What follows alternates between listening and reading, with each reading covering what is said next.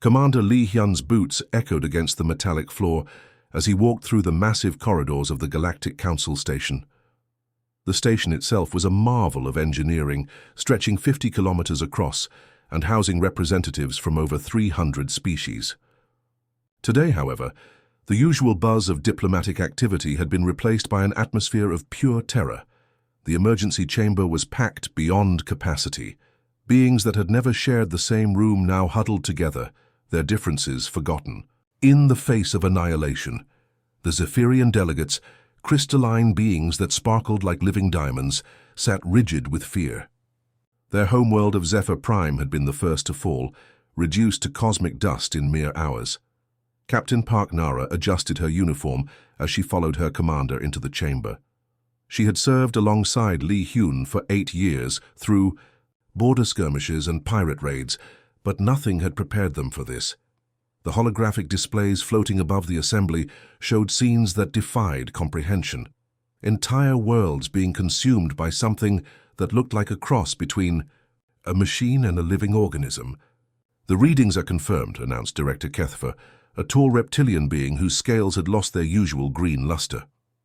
"The Vorthak swarm has completely devoured the Kepler 186 system. 5 planets, 3 space stations, and over 2 billion souls, gone in 72 hours. Murmurs of despair rippled through the assembly. The ethereal delegate, a creature of pure energy contained within a shimmering force field, spoke with a voice like wind through crystals. "Our ancient archives speak of such a threat from the void between galaxies. We had hoped it was merely legend." Li Hyun studied the tactical displays with the eye of a career military officer. The swarm ships defied conventional understanding. They appeared to be grown rather than built, with organic curves that pulsed with bioluminescent veins. Each vessel was unique, yet they moved with perfect coordination, like cells in a massive organism. "How do they reproduce so quickly?"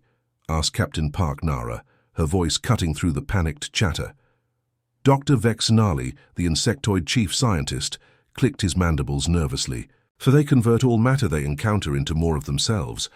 Planets, asteroids, even the bodies of their victims become raw material for new ships. Each engagement makes them stronger while weakening us. The chamber's main screen flickered to life, showing real-time footage from the Altair system. Human colonies there had sent out desperate transmission before going dark. The video showed sleek human destroyers engaging massive swarm vessels that looked like twisted combinations of coral and metal. Energy beams that could slice through asteroids barely scratched the enemy hulls. "Watch this carefully," Dr. Vexnali said, his compound eyes reflecting the screen's glow. "The human fleet hits them with plasma cannons, effective at first, but see how the swarm ships change color. Their hulls are adapting in real time. Indeed, within minutes of the first plasma barrage, the swarm vessels began absorbing the energy attacks completely. The human ships, outgunned and outmaneuvered, fought with desperate courage but were systematically overwhelmed. 12 million confirmed vessels and growing," reported the Crystalline Empire's eldest representative, her voice like chimes in a funeral march. "Our most conservative projections show them reaching the galactic core within 6 months. Every world in their path will be harvested." The Vorthak themselves remained a mystery. No one had ever seen the beings that controlled the swarm, if such beings even existed. Some theorized they were machines. Others believed they were a collective consciousness that had evolved beyond individual form. What everyone agreed upon was their single-minded purpose: consume everything. Captain Park Nara watched as species after species announced their evacuation plans. The mighty Centaurian Federation, masters of gravity manipulation, were loading their entire population onto massive arc ships. The aquatic hydrants had already begun draining their ocean worlds to fuel their exodus. Even the proud warrior clans of Vega, who had never retreated from any battle, were packing their weapons and fleeing. "The Andromeda Galaxy offers us refuge," pleaded Ambassador Trelnox, his blue skin pale with fear. 2.5 million light-years of distance. Surely that will be enough to escape this nightmare. The vote was inevitable. One by one, each species declared their intention to abandon the Milky Way. The ethereals voted first, their energy forms flickering with urgency. The Zephyrians followed, their crystal bodies chiming in harmony as they sealed their fate. Species that had fought, wars for millennia now united in their desire to flee. When the call came for humanity's vote, the chamber fell silent. 300 species turned their attention to the small delegation in the corner. Humans were newcomers to galactic politics, having achieved faster-than-light travel only 2 centuries ago. They controlled a mere 47 star systems compared to the thousands claimed by elder races.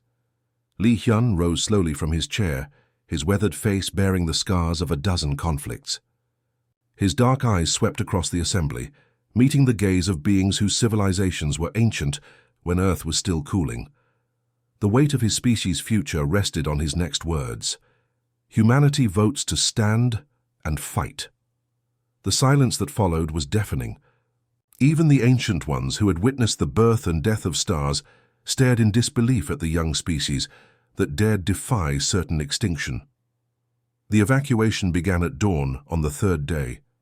Admiral Kim Tae stood on the observation deck of his flagship, the Soul's Pride, watching as the greatest migration in galactic history unfolded before his eyes.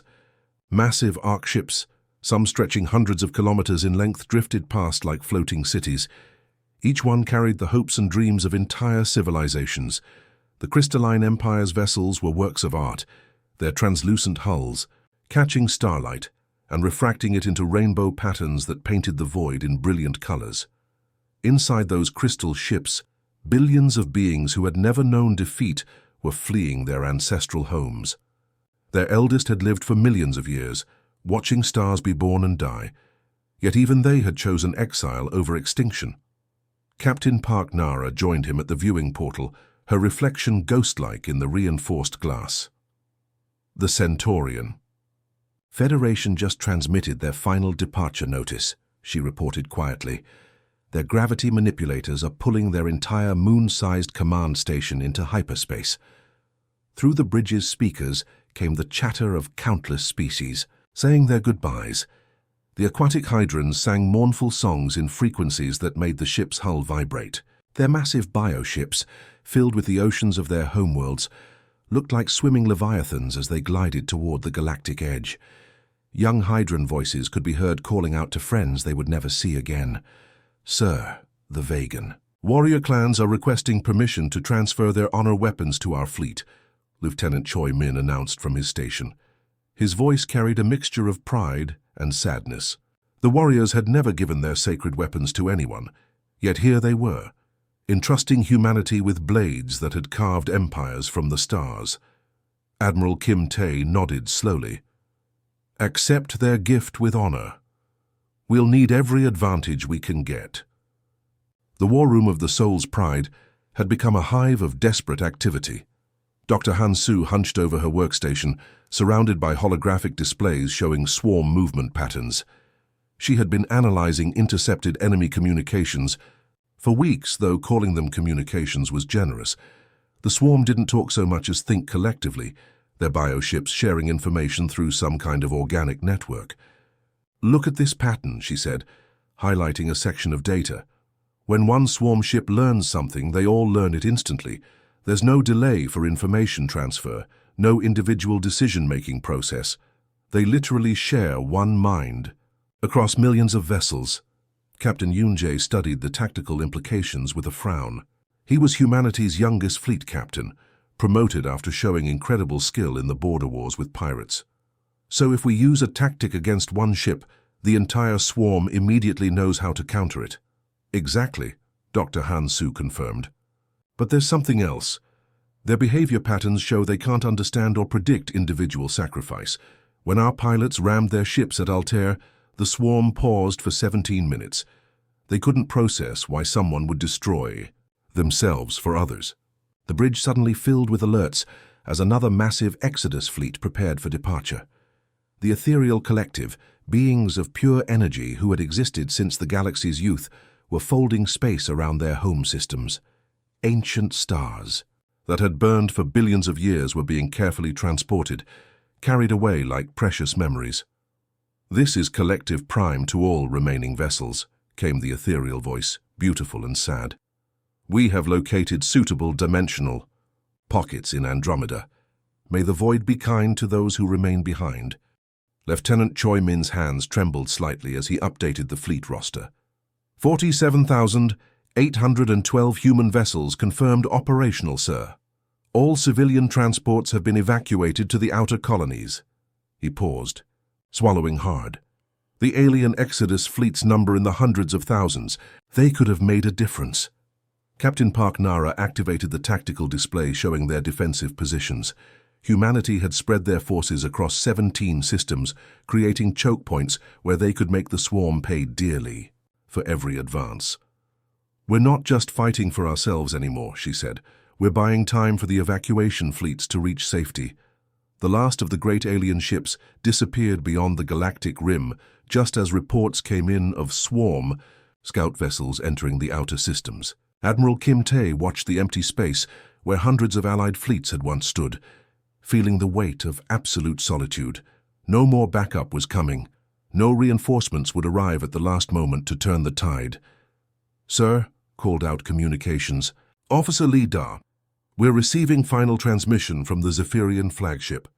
The crystal being's message was brief, but carried the weight of eons. "To the humans who dare stand where others flee, your courage honors us all. Fight well, young ones. The stars themselves will remember your stand."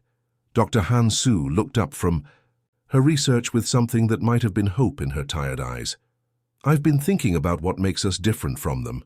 The swarm operates on pure logic, perfect efficiency.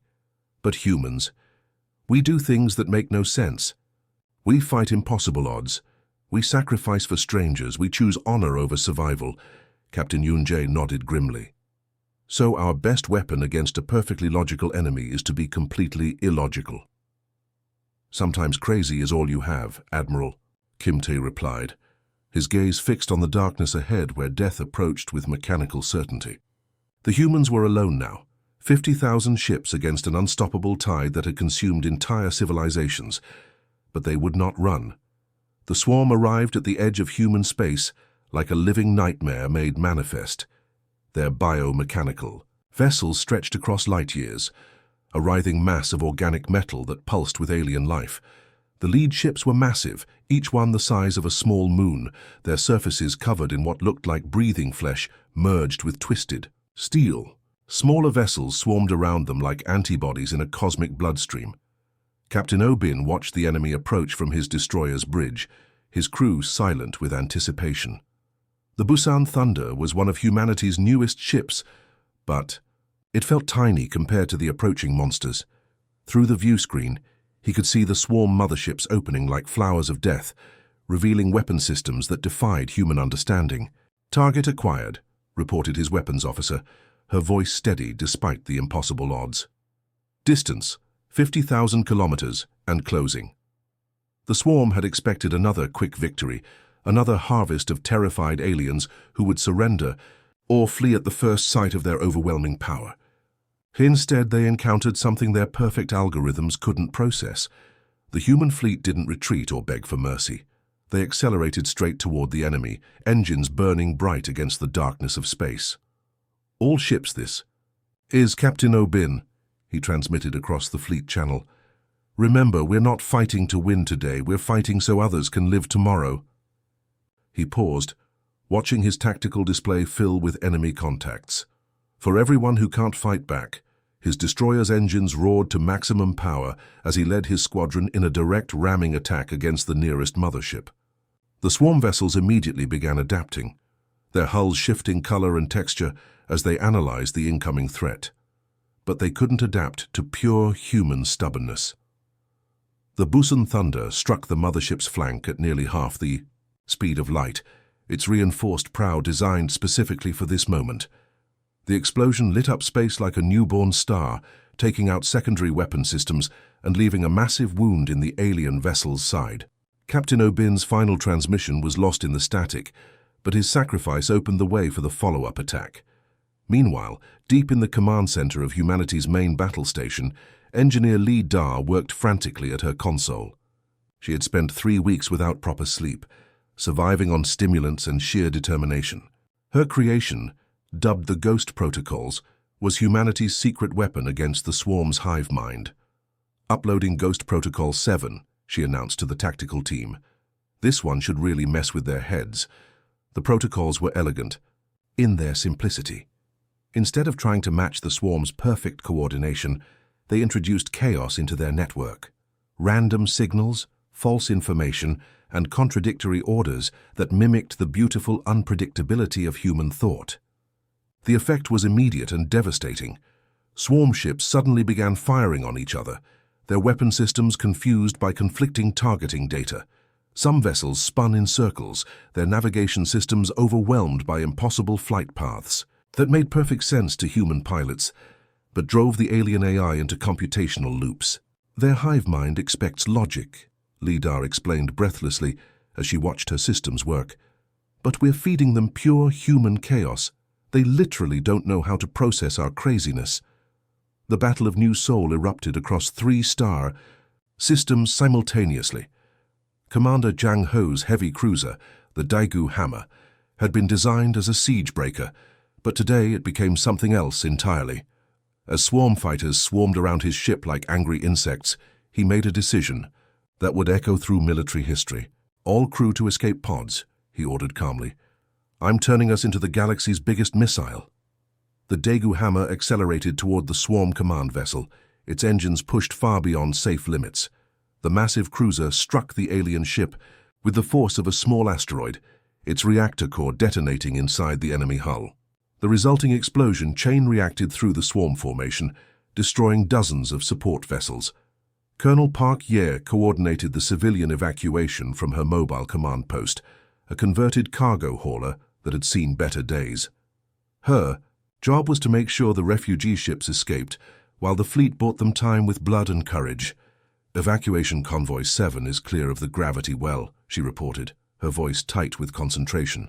"Convoy 8 launching in 30 seconds. Through her view screen, she could see human fighters engaging swarm interceptors, tiny sparks of light dancing around massive alien forms. The human pilots fought with a desperate creativity that confounded their enemies.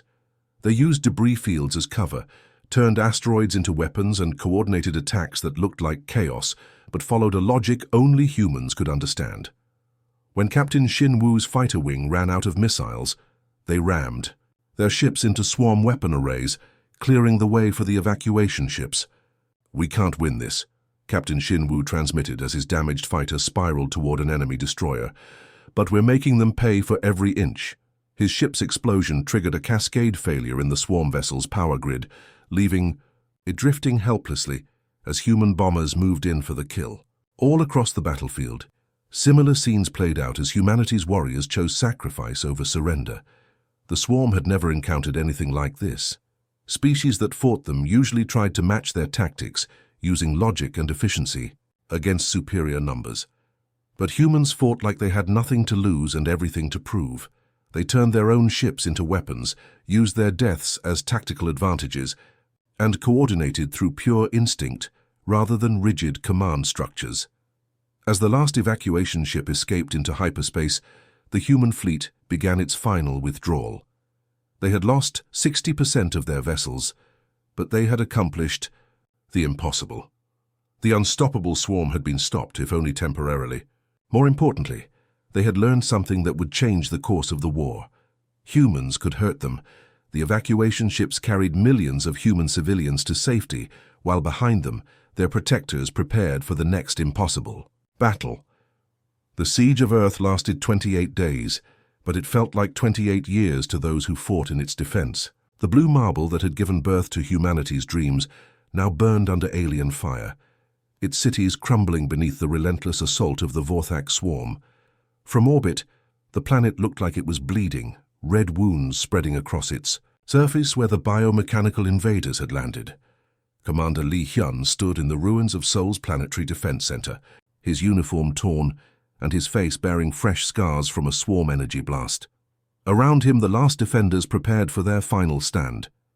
The evacuation ships had carried away 90% of Earth's population, but someone had to stay behind to buy them time. "Sir, the last transport convoy just cleared the asteroid belt," reported Lieutenant Park Jun, his young face streaked with smoke and exhaustion. 23 million civilians are heading for the outer colonies. Through the shattered windows, they could see swarm bioships landing like metallic locusts, their organic hulls pulsing with alien life. The creatures that emerged were horrifying combinations of flesh and machine, walking nightmares that adapted their forms based on the terrain they encountered. Some crawled on dozens of legs, others floated through the air on wings that looked like solar panels made of living tissue. The final battle for humanity's homeworld was fought street by street, building by building. Human soldiers used everything, from plasma rifles to kitchen knives, while the swarm deployed weapons that seemed grown rather than manufactured. The aliens had expected another quick victory, but Earth's defenders made them work for every block, every room, every inch of sacred soil. Captain Yoon Jae led the final evacuation from the planet's surface, his transport ship dodging between swarm interceptors as it climbed toward the stars. "Earth Control, this is Last Light 7, he transmitted. "Final evac complete. The homeworld is yours to scorch." The nuclear bombardment began 30 minutes later, human orbital platforms, turning their weapons on their own planet rather than let it fall intact to the enemy. The sight of Earth burning was visible from 3 star systems away, a funeral pyre for humanity's birthplace that lit up the galaxy with radioactive fire. But Earth's fall was not the end. It was the beginning of something the swarm had never faced before. The surviving human fleet, reduced to 8,000 ships scattered across the galaxy like seeds on the cosmic wind. They abandoned conventional warfare entirely, becoming ghosts that struck from shadows and vanished before the enemy could respond. Commander Lee Hyun now commanded the resistance from his mobile headquarters, a converted mining ship that could hide in asteroid fields and nebulae. His war room was cramped and poorly lit, but it buzzed with the energy of desperate hope. Charts and holographic displays covered every surface, showing swarm movements and human strike opportunities. Intelligence reports from the Vega raids. "Confirm it," announced Dr. Han Su, her voice filled with excitement despite their desperate situation. "Every time we lose people in combat, the swarm network experiences disruption. Their bioships actually pause for several minutes after each human death." The discovery had come by accident during a failed attack on a swarm convoy. As human fighters were destroyed one by one, monitoring stations detected strange fluctuations in enemy communications. The aliens' perfect coordination faltered, their movements becoming confused and erratic for brief periods. "It's like our individual consciousness creates interference in their collective mind," Dr. Han Su continued, pulling up brain scan data from captured swarm biomatter. "We're literally toxic to their hive mind. Each human thought pattern that enters their network causes chaos."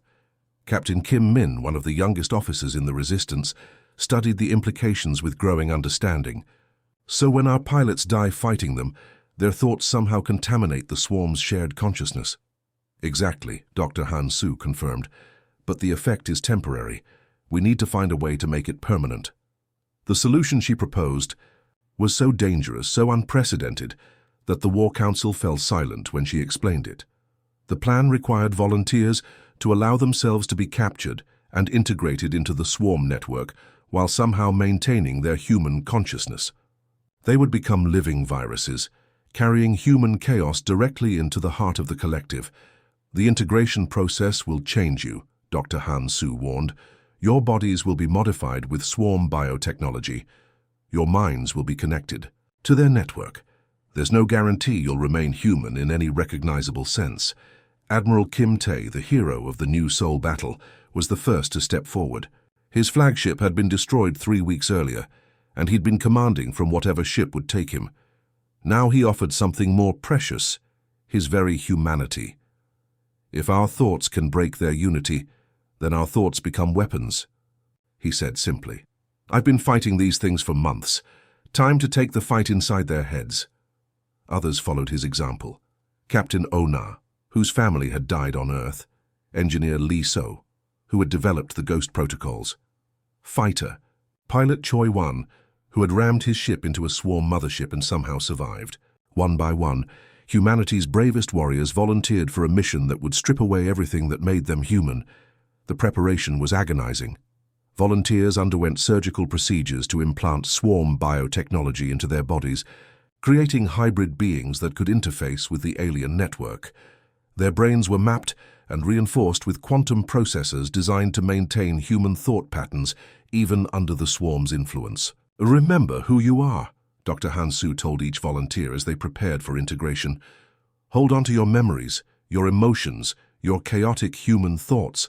They're weapons now." The cost was terrible, but the volunteers stepped forward anyway. They would become something between human and swarm, carrying humanity's beautiful chaos into the heart of the collective consciousness. The galaxy's youngest species was about to attempt something that had never been tried, turning their greatest weakness into their ultimate strength. Admiral Kim Tae felt the cold touch of alien technology as it merged with his nervous system, but he refused to let go of what made him human. The swarm integration chamber was a nightmare of organic machinery, pulsing walls that breathed like living lungs, and tendrils that snaked into his body with surgical precision.